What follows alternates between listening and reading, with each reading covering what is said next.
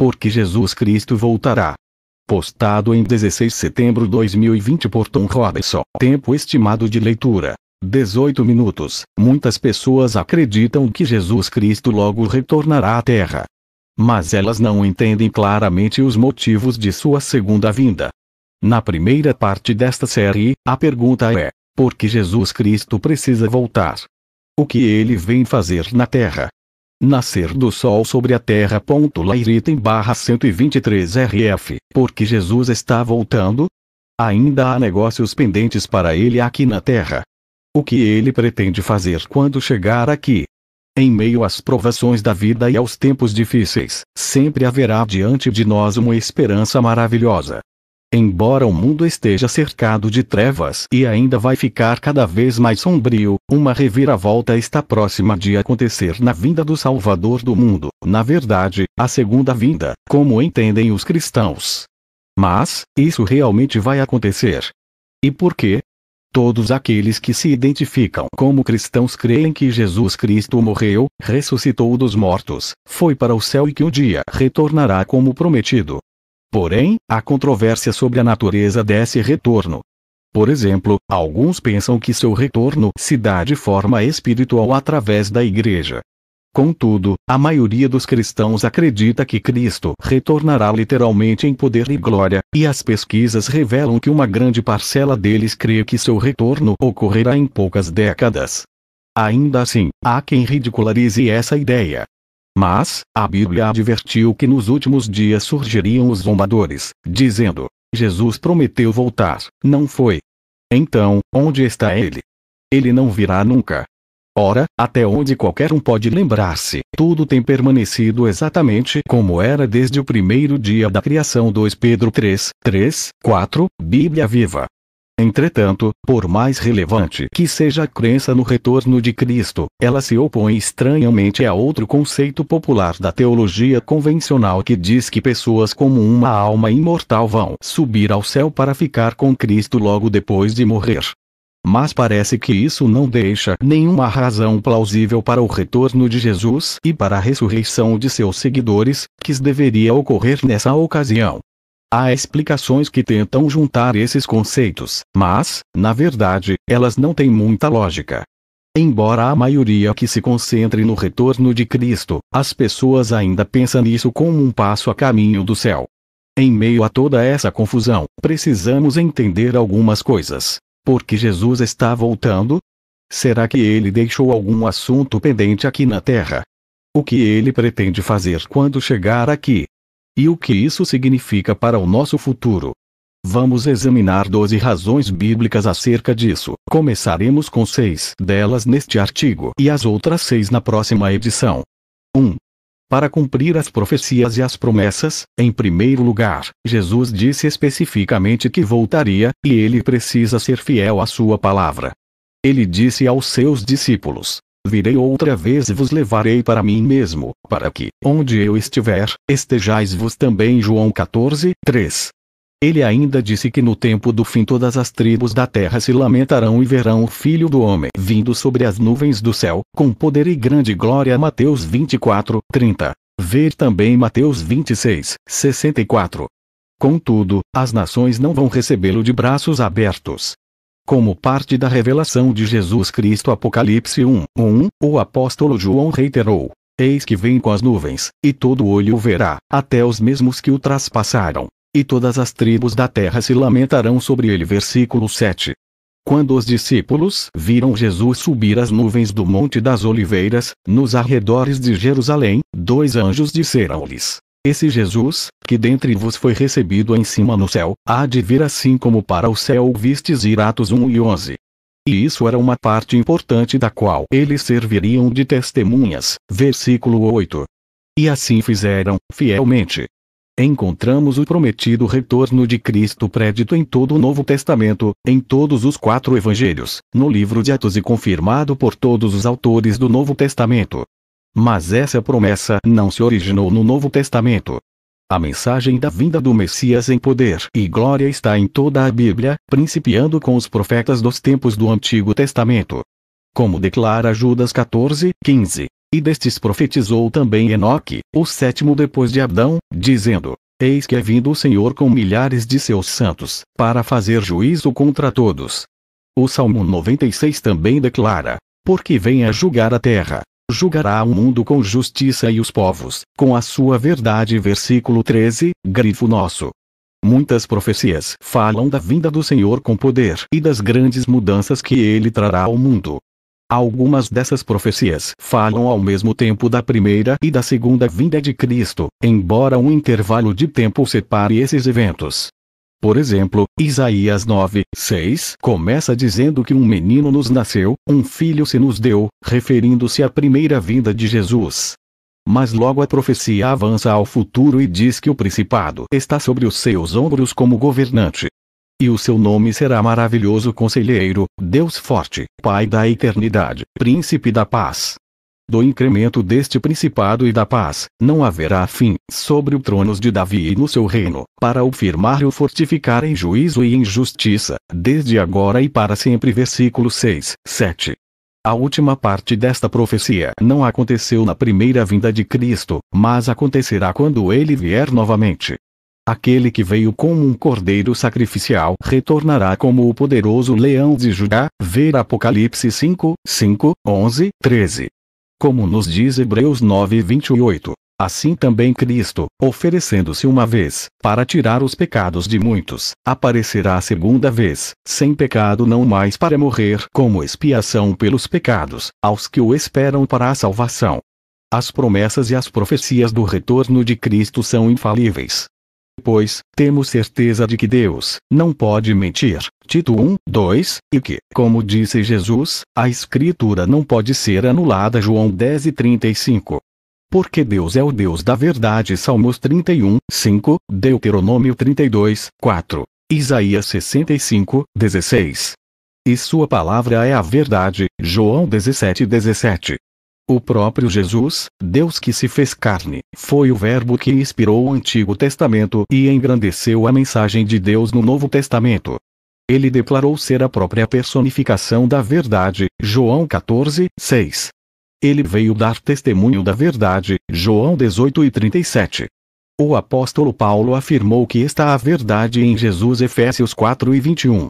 Cristo e o Pai enviaram o Espírito Santo da verdade para nos guiar em toda a verdade, João 16:13, o mesmo Espírito que inspirou os escritores da Bíblia, 1 Pedro 1:10, 12, 2 Pedro 1:20, 21.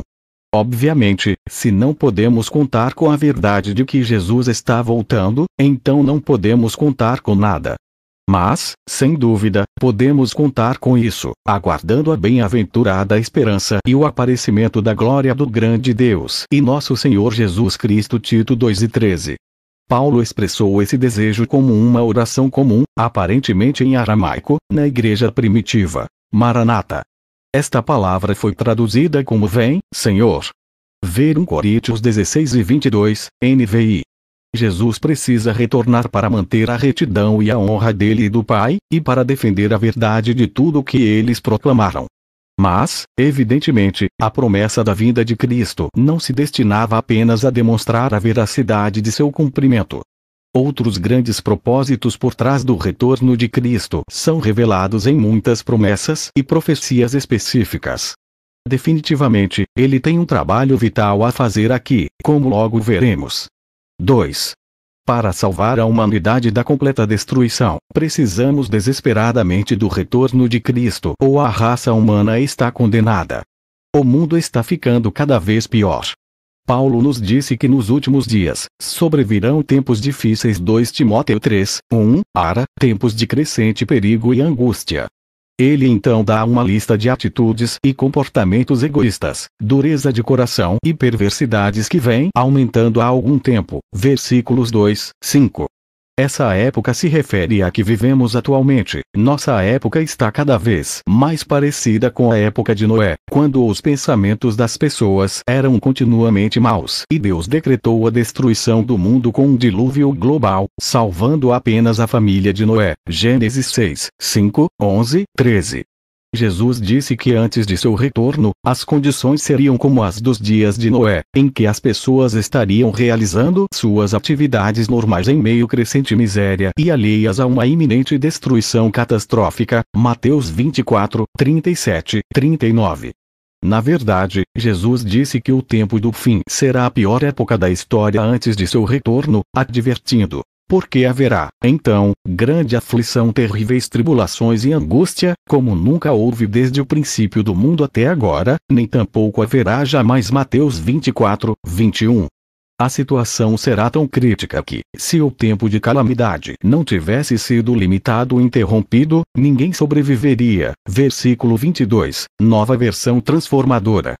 Mas, nos é dito, esse tempo foi limitado por causa dos escolhidos, o povo escolhido de Deus. Mesmo versículo, Nova Versão Transformadora.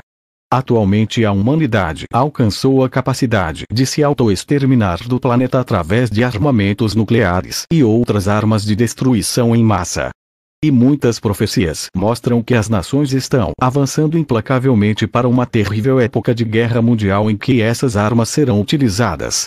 Além disso, ainda outras profecias avisam que Deus enviará desastres cataclísmicos sobre uma humanidade impenitente para destruir qualquer um que ainda restasse, isso se os efeitos desses desastres não fossem interrompidos.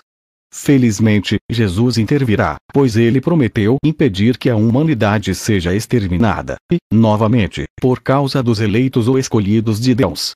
3. Para ressuscitar e transformar seus fiéis à imortalidade, Jesus prometeu a vida eterna para seus seguidores, declarando que ele os ressuscitaria no último dia. João 6:39, 40, 44, 54. Logo após dizer que todas as pessoas na terra verão seu retorno, Mateus 24, 30, Jesus disse isso sobre si mesmo: e ele enviará os seus anjos com rijo e clamor de trombeta, os quais ajuntarão os seus escolhidos desde os quatro ventos, de uma a outra extremidade dos céus à abóbada celeste da terra. Mateus 24, 31. E isso inclui os verdadeiros seguidores de Cristo que ainda estiverem vivos quando ele vier, e também aqueles que já morreram. Porque o mesmo Senhor descerá do céu com alarido, e com voz de arcanjo, e com a trombeta de Deus. E os que morreram em Cristo ressuscitarão primeiro. Depois, nós, os que ficarmos vivos, seremos arrebatados juntamente com eles nas nuvens, a encontrar o Senhor nos ares, e assim estaremos sempre com o Senhor. 1 Tessalonicenses 4:16, 17. Então, Jesus vem para sua noiva espiritual, a Igreja, seu corpo coletivo de crentes, que também o tem como noivo e esposo. Comparar Mateus 25, 1, 13, Efésios 5, 25, 33. Muitas pessoas acham que Jesus virá apenas para tirar todos nós daqui e nos levar para viver permanentemente no céu. Mas não é isso que a Bíblia ensina. Em vez disso, ela mostra que viveremos com Cristo na terra, como logo veremos. Quando formos levantados para encontrar Cristo, ele vai nos transformar em seres imortais, como corpos glorificados e espirituais, assim como o dele. Ele transformará o nosso corpo abatido, para ser conforme o seu corpo glorioso. Filipenses 13:21. Quando ele se manifestar na sua vinda, seremos semelhantes a ele, porque assim como é o veremos. 1 João 3:2.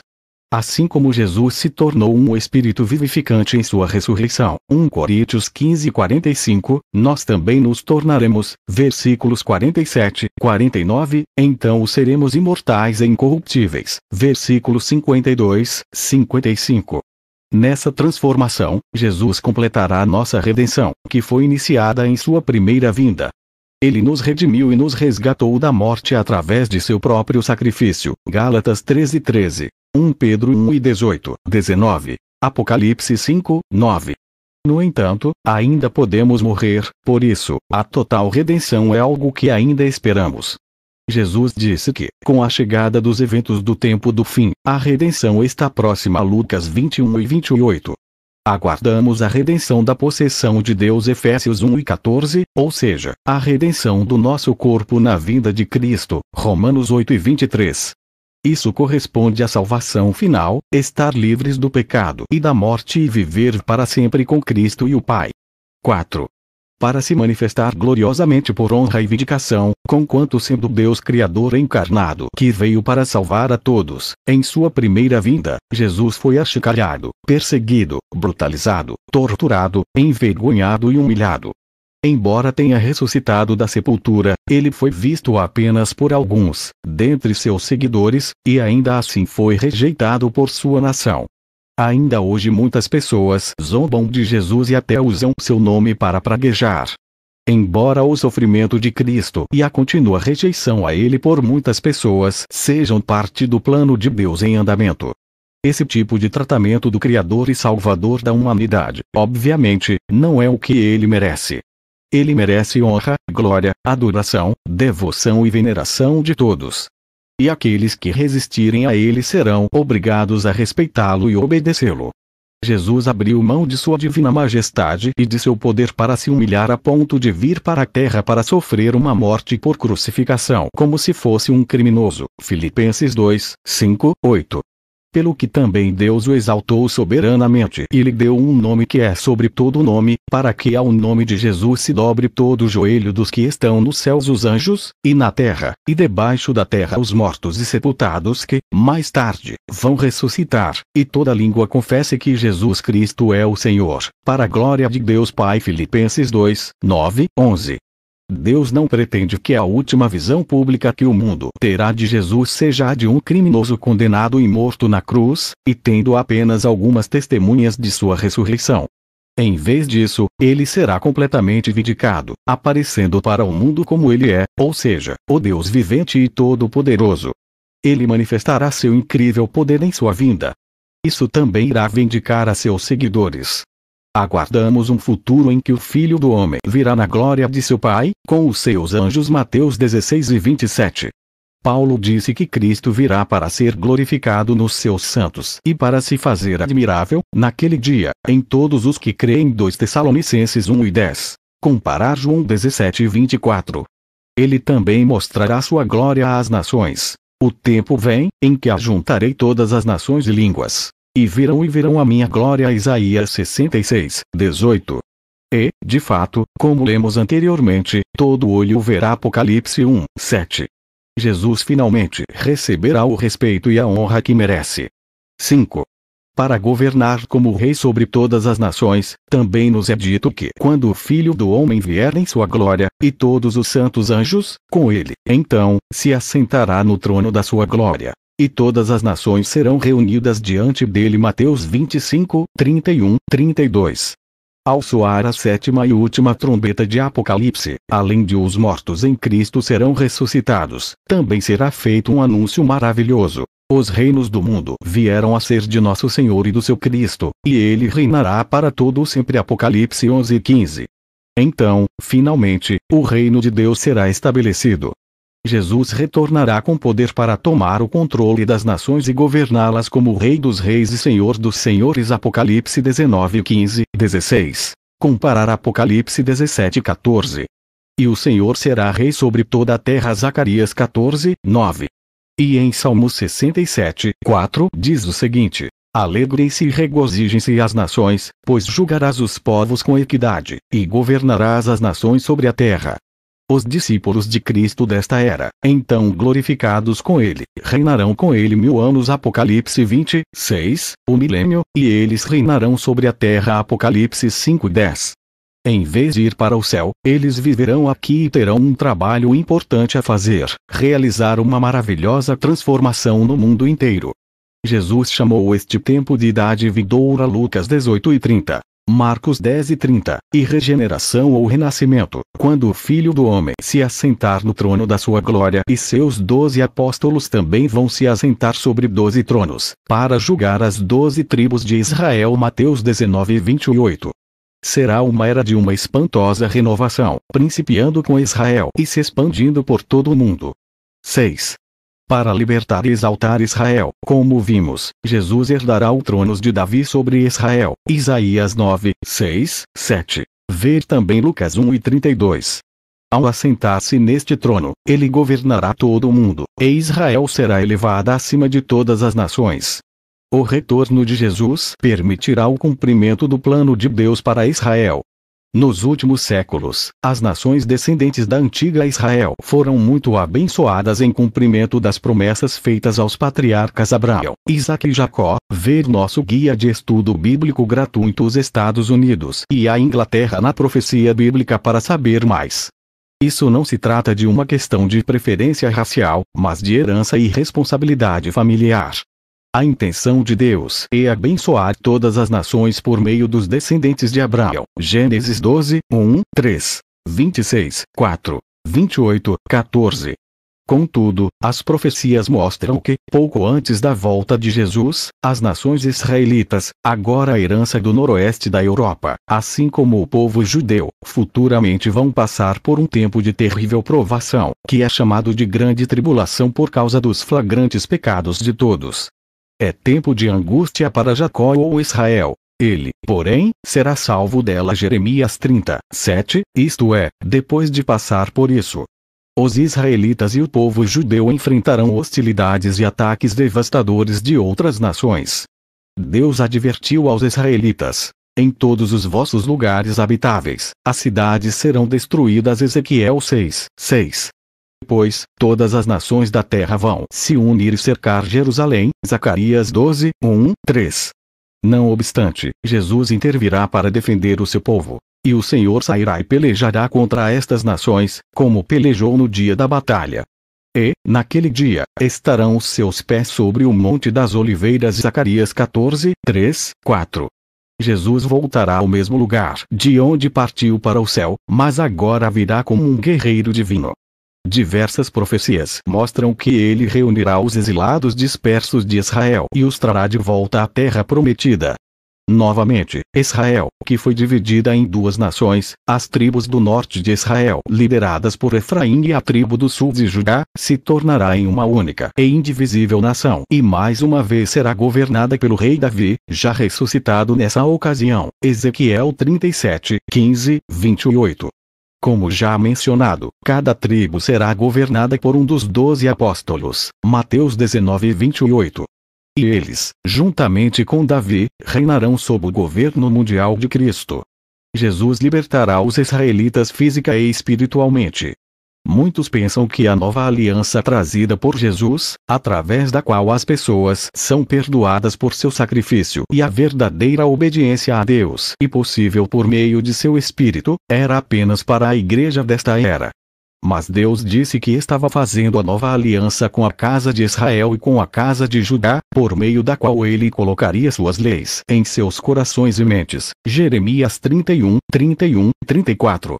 O Senhor também predisse que seu Espírito seria derramado sobre o povo judeu em Jerusalém, e que eles olhariam para aquele a quem traspassaram, profundamente tristes por tê-lo rejeitado todo esse tempo, mas agora estarão prontos para se arrepender e segui-lo. Zacarias 12, 10, 11. E, assim, como escreve Paulo, todo Israel será salvo, como está escrito: virá de Sião o libertador, e ele apartará de Jacó as impiedades. Esta é a minha aliança com eles, quando eu tirar os seus pecados. Romanos 11, 26, 27, ara. Isso será maravilhoso para o resto das nações. Versículos 11, 12. Israel deveria ter sido um exemplo de santidade para o mundo, e será quando Cristo voltar. Não deixe de ler sobre outras razões para a segunda vinda de Jesus em nossa próxima edição. Como já vimos, ainda há muito para Jesus e seus seguidores realizarem quando ele retornar. Confie nas promessas de Cristo. Como nos assegura Hebreus 10 e 37, ara. Porque, ainda dentro de pouco tempo, aquele que vem virá e não tardará. Fonte: Revisa Boa Nova. Vídeo: Carlos Rodrigues Coelho, divulgador do Evangelho de Jesus. Áudio: I.A.